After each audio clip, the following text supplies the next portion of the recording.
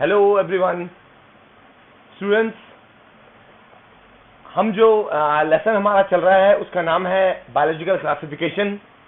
और कल हम लोगों ने किंगडम फंगी स्टार्ट कर दिया था और किंगडम फंगी के अंदर हम जर्नल कैरेक्टर्स ऑफ फंगी के बारे में पढ़ रहे थे। ठीक है, तो कल हमने इंट्रोडक्शन और इंट्रोडक्शन के साथ साथ हमने हैबिट्स और हैबिटेट्स, ठीक, ये सब हमने कल की वीडियो में पढ़ लिया था। तो आज हम लोग जो पढ़ने वाले हैं, जो टॉपिक हम कवर करने वाले हैं, उसका नाम है fungal structure. Right, fungal structure में हम तीन चीजें देखेंगे। पहली बात fungal cell, second fungal hyphae और third one is fungal tissue. तो अब इन तीनों बातों को, टॉपिक्स को आइए डिस्कस करते हैं। स्टूडेंट्स, अब हम लोग ना बात करते हैं फंगल सेल की। ठीक है, तो फंगल सेल क्या होता है? देखिए आप, फंगी आर यूकैरियोटिक सेल्स। तो जो फंगी होते हैं ये यूकैरियोटिक सेल्स होते हैं। थोड़ा मैं आपको क्लियर कर दूं कि यूकैरियोटिक सेल्स कौन से होते हैं। यूकैरियोटिक सेल्स वो सेल होते हैं जिनके न्यूक्लियस का जो मेम्ब्रेन होती है, यानी कि न्यूक्लियर मेम्ब्रेन, वो प्रेजेंट होती है, उनको यूकैरियोटिक सेल्स कहते हैं। ये इससे पहले हम एक और किंगडम पढ़ के आए थे, प्रोटिस्टा किंगडम। तो उनके अंदर भी आपने देखा कि प्रोटिस्टा किंगडम में भी यूकैरियोटिक सेल्स हैं। फंगी किंगडम पढ़ रहे हैं, इसमें भी यूकैरियोटिक सेल्स हैं। इसके आगे आप किंगडम प्लांटी पढ़ेंगे और किंगडम एनिमेलिया भी पढ़ने वाले हैं, तो उनमें भी यूकैरियोटिक सेल्स हैं। हाँ, ये बात जरूर है कि यूकैरियोटिक सेल्स भी डिफरेंट वाले हैं। अगर सेम होते तो फिर तो एक ही किंगडम में आ जाते। तो डिफरेंसेस हैं, तभी डिफरेंसेस के बेसिस पे ही अलग अलग रखा गया, ग्रुप्स के अंदर, अलग किंगडम्स के अंदर रखा गया है। तो fungi are eukaryotic cells. A cell wall is present on the outside made of chitin.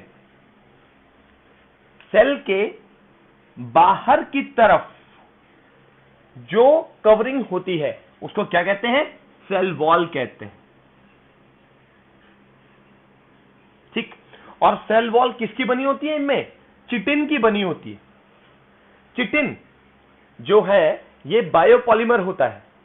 ठीक है, अच्छा, पॉलीमर का मतलब होता है कि मोनोमर, मोनोमर माने छोटी यूनिट से मिलके बनने वाला एक लंबी श्रृंखला वाला मॉलिक्यूल।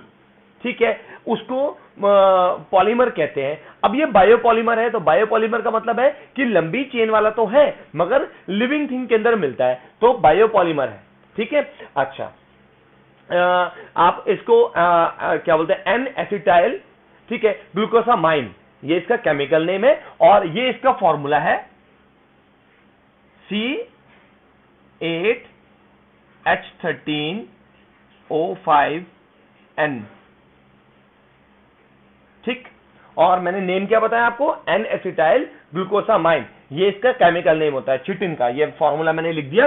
ठीक है, अच्छा, तो ये वॉल किसकी बनी है? चिटिन की बनी है। They possess all the eukaryotic cell organelles except plastids. ठीक, इसमें इनके जो सेल्स हैं इनमें सभी प्रकार के ऑर्गेनेलीज मौजूद होते हैं। ऑर्गेनेलीज का मतलब अंदरूनी पार्ट। ठीक है, मेम्ब्रेन बाउंड ऑर्गेनेलीज मौजूद होते हैं। सिर्फ प्लास्टिड छोड़ दीजिए, प्लास्टिड नहीं होता। ठीक है, अब अगर प्लास्टिड होता तो आप सोचिए कि ये हेटरोट्रॉफी ना ये ऑटोट्रॉफी ना हो जाते। ठीक है, तो इनमें प्लास्टिड एब्सेंट है, तभी तो ये हेटरोट्रॉफ्स है। ठीक है, हाँ जी। तो उसके बाद plasmalemma bears coiled membranous outgrowth called, क्या लिखा हुआ है? लोमाजोम्स। ठीक, अब देखिए lying below the cell wall. अब देखिए यहां पर टर्म आई plasmalemma. Plasmalemma synonym word होता है प्लाज्मा मेम्ब्रेन का। तो प्लाज्मा मेम्ब्रेन कहिए, सेल मेम्ब्रेन कहिए या प्लाज्मा लेमा कहिए, एक ही बात है। ठीक है, हाँ जी। तो ये इसमें क्या मौजूद होता है? प्लाज्मा मेम्ब्रेन में आउटग्रोथ मौजूद होती है, जो कि क्या नाम है उसका? लोमोसोम्स। अब ये मेम्ब्रेन कहां होती है? एक्चुअली में सेल मेम्ब्रेन यहां होती है, ये मेम्ब्रेन है। ठीक, ये हो गई आपका सेल मेम्ब्रेन।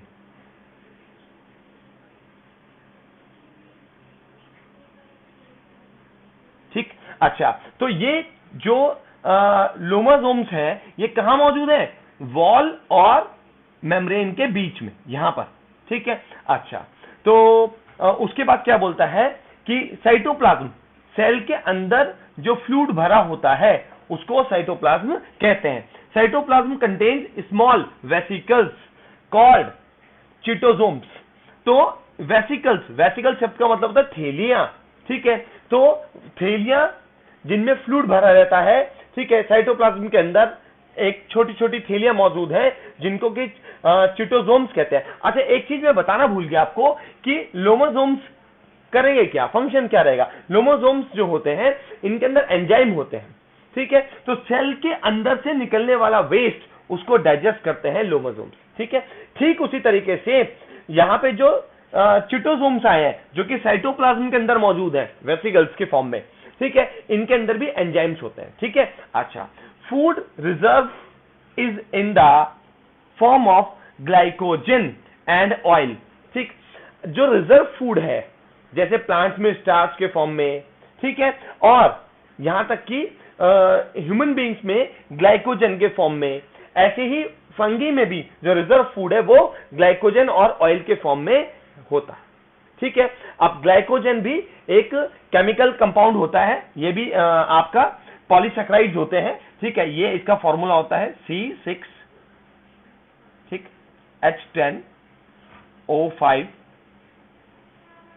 ठीक, N टाइम मॉलिक्यूल्स, ठीक है। तो ये ग्लाइकोजन का फॉर्मूला, और ग्लाइकोजन मैंने क्या बताया आपको, पॉलीसैकेराइड्स होते हैं, ठीक है। अच्छा, ड्यूरिंग सेल डिवीजन, जब सेल अपने आप को डिवाइड कर रहा होता है, the nuclear envelope may not dissolve as in plant and animal cells, ठीक है। अच्छा, यानी कि इनकी जो न्यूक्लियर एनवेलप है, अब जैसे इसके अंदर न्यूक्लियस है सपोज कीजिए आप, तो न्यूक्लियस के बाहर की जो कवरिंग है वो क्या बताया मैंने आपको, न्यूक्लियर मेम्ब्रेन या न्यूक्लियर एनवेलप बोलिए आप उसको, क्या बोलेंगे, न्यूक्लियर मेम्ब्रेन या न्यूक्लियर एनवेलप। तो न्यूक्लियस की कवरिंग जो होती है जब सेल अपने आप को डिवाइड कर रहा होता है, तो ये जो फंगी सेल है इनमें जो इनकी जो मेम्ब्रेन रहेगी न्यूक्लियस की वो डिसॉल्व नहीं होगी जैसे हो जाती है आमतौर पर प्लांट और एनिमल सेल की, इनमें नहीं होगी, ठीक है। अब आप अपनी स्क्रीन पर एक फंगल सेल का डायग्राम देख रहे हैं, ठीक है। ये आप फंगल सेल का डायग्राम आपने, ठीक है, देखा, ठीक है। चलिए स्टूडेंट्स, अब हम लोग बात को आगे बढ़ाते हैं, आगे चलते हैं। स्टूडेंट्स, अब हम लोग देखते हैं फंगल हाइफे, राइट। तो फंगल हाइफे क्या है। The body of A fungus is made of a number of elongated tubular filaments known as hyphae, ठीक, सिंगुलर को हाइफा। अच्छा, यानी कि फंगी की जो पूरी बॉडी होती है, ठीक है, वो बहुत सारे elongated यानी कि लंबे ट्यूब लाइक स्ट्रक्चर, ठीक, जो कि फिलामेंट्स हैं उनसे बनी हुई होती है, जिसको हाइफे कहते हैं, ठीक है। और हाइफे की सिंगुलर फॉर्म यानी एक सिंगल हाइफे को हाइफा कहते हैं। Hyphae are usually intermeshed to form a cottony mass called mycelium, यानी कि जो हाइफे होता है वो आपस में, मतलब हाइफे तो छोटे छोटे फिलामेंट्स हैं, वो फिलामेंट्स क्या होंगे, आपस में इंटरमिक्स्ड हो जाएंगे, ऐसे ऐसे ऐसे उलझ करके आपस में, और उलझने के बाद एक क्या बना लेंगे, कॉटनी मास बना लेंगे, जिसको क्या कहते हैं, माइसीलियम कहते हैं, राइट। अच्छा, a mycelium develops from a single spore. एक माइसीलियम जो होता है, ठीक है, वो एक सिंगल स्पोर से ही डेवलप होता है। स्पोर का मतलब बहुत छोटा माइन्यूट दाना, उससे डेवलप हो जाता है माइसीलियम। इट मींस पूरा फंगी बॉडी बन जाता है। ए स्पोर जर्मिनेट्स इनटू ए हाइफा, ठीक है। अच्छा, और जो आपका स्पोर होता है वो कहां जर्मिनेट करता है, हाइफा में जर्मिनेट करता है। तो उसी से, क्योंकि हाइफा से बनता है फिर माइसीलियम, और माइसीलियम से बन जाता है कंप्लीट बॉडी, यानी कि पूरी की पूरी फंगी बन जाती है, ठीक है। अच्छा, अब आप अपनी स्क्रीन पर माइसीलियम का पिक्चर देख रहे हैं, और आप देख रहे हैं कि किस तरीके से माइसीलियम जो है एक स्पोर से डेवलप हो रहा है, ठीक है। तो देखिए आप माइसीलियम, हाँ, तो ठीक है स्टूडेंट्स, अब आगे देखिए types of hyphae in fungi, यानी कि कितने टाइप के हाइफे होते हैं फंगी में, ठीक है। देखिए नंबर 1 ए सेप्टेट हाइफे, ठीक, और नंबर 2 सेप्टेट हाइफे, ठीक है। तो 2 टाइप के होते हैं ये हाइफे, जो 2 टाइप के हैं, ठीक है। अब जो एसेप्टेट हाइफे हैं वो क्या होते हैं, these types of hyphae are also called non septate, और दूसरा नाम क्या है सियोनासाइटिक, ठीक है। अच्छा, तो ये इनके अदर नेम्स हैं एसेप्टेट हाइफे के। और hyphae is not divided, actually में क्या होता है ये वो बता रहा है कि hyphae is not divided into cellular compartments by walls, यानी कि इसके अंदर जो इसकी बनावट होगी उसमें जो इसका सेल का कंपार्टमेंट है वो डिवाइड नहीं हो रखा होगा वॉल्स के द्वारा, right. They represent a more primitive, primitive का मतलब होता है पुराना, ठीक है, प्राचीन, पुराने समय का, प्रिमिटिव। अच्छा, they represent a more primitive form of fungi and are the ancient ancestors of septate hyphae, ठीक है। यानी कि जो सेप्टेट हाइफे है ये एक आधुनिक फॉर्म है हाइफे की या फिर फंगी की, और इनके जो एंसेस्टर्स थे, यानी कि जब आप ऐसे फंगस देखते हैं या फंगस के हमें मिलते हैं फॉसिल्स, ठीक है, तो उनके फॉसिल्स में जो हाइफे मिलेंगे वो कौन से हाइफे मिलेंगे, एसेप्टेट हाइफे मिलने वाले हैं, क्योंकि ये क्या है, एंशिएंट एंसेस्टर्स हैं सेप्टेट के, राइट, ठीक है। अब उसके बाद septate hyphae, hyphae is divided into cellular compartments by walls, यानी कि जो हाइफे होगा, जो उसकी बॉडी होगी, वो बॉडी सेलुलर कंपार्टमेंट में डिवाइड हो रखी होगी। अब आप अपनी स्क्रीन पर, ठीक है, एसेप्टेट हाइफे और सेप्टेट हाइफे दोनों ही पिक्चर एक साथ देख रहे हैं, ठीक है। अब आप डिफरेंस भी देख सकते हैं कि एक में वॉल है, कंपार्टमेंट बने हुए हैं, जबकि दूसरे में कंपार्टमेंट नहीं बने हुए हैं, ठीक है। देखिए फिगर, ठीक है। तो अब स्टूडेंट्स, अब हम लोग आगे चलते हैं अगले टॉपिक की तरफ, ठीक है, चलिए। तो स्टूडेंट्स देखिए, आगे हम लोग बात करते हैं अब फंगल टिश्यू के बारे में, ठीक है। तो क्या है fungal tissue? In fungi, fungal tissue is formed by interweaving. Interweaving का मतलब गूंथना, आपस में गूंथना, जैसे चुटिया बनाते हैं ना, उसको बोलते हैं interweaving of fungal hyphae, called as, क्या बोलते हैं इसको, प्लेजेंटेनकीमा, ठीक है। थोड़ा सा इसके अंदर जो होते हैं ग्रीक लैंग्वेज के वर्ड्स आते हैं, तो आमतौर पे हमारे प्रोनाउंसिएशन में कई बार थोड़ी सी प्रॉब्लम भी हो जाती है, बट कोई बात नहीं, हमें फिर भी प्रैक्टिस करनी चाहिए। Plectenchyma, okay. अच्छा, उसके बाद क्या है, it can be further divided as prosenchyma and pseudoparenchyma, right.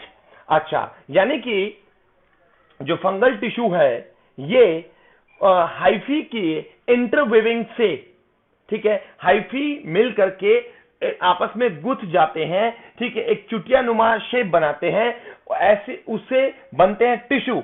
ऐसे टिश्यू को क्या बोलते हैं, आप समझ गए ना, प्लेजेंटेनकीमा कहते हैं, राइट। अब प्लेजेंटेनकीमा फर्दर 2 टाइप के हैं, पहला टाइप है प्रोजेनकीमा और दूसरा टाइप है स्यूडोपैरेन्कीमा, ठीक है। अब देखिए, पहले वाली टाइप की बात करते हैं। Prosenchyma is formed of distinct hyphae running together in parallel, ठीक है। अच्छा, यानी कि जो प्रोजेनकीमा होगा उसके अंदर, ठीक है, हाइफे तो वही रहेंगे, गुथे रहेंगे, और वो ऐसे रहेंगे पैरेलल शेप में, ठीक है। अभी आप पिक्चर देख लेंगे आपको समझ में आ जाएगा, जैसे जस्ट लाइक आप रेल की पटरी होती है ना, तो पैरेलल चलती है रेल की पटरी, ठीक है, उस तरीके की पैरेलल शेप बनाएंगे, ठीक है। अच्छा, जबकि स्यूडोपैरेन्कीमा जो है ये फॉल्स पैरेन्कीमा होते हैं, ठीक है।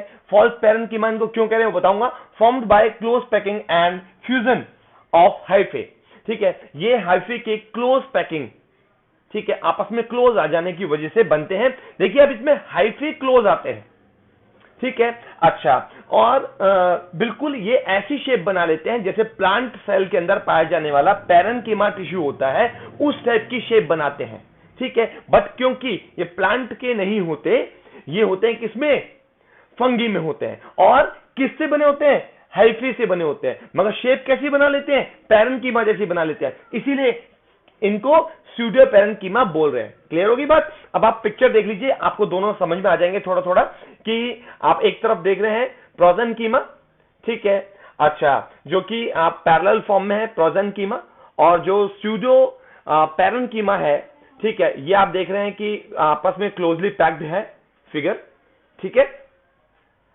चलिए स्टूडेंट्स, ठीक है, तो आज हमने ठीक फंगी के आगे के टॉपिक को डिस्कस किया था, जिसके अंदर हमने उसके स्ट्रक्चर के बारे में बात करी, ठीक है। तो स्टूडेंट्स, आज की वीडियो को हम लोग यहीं क्लोज करते हैं। Keep watching and keep planning. Thank you very much.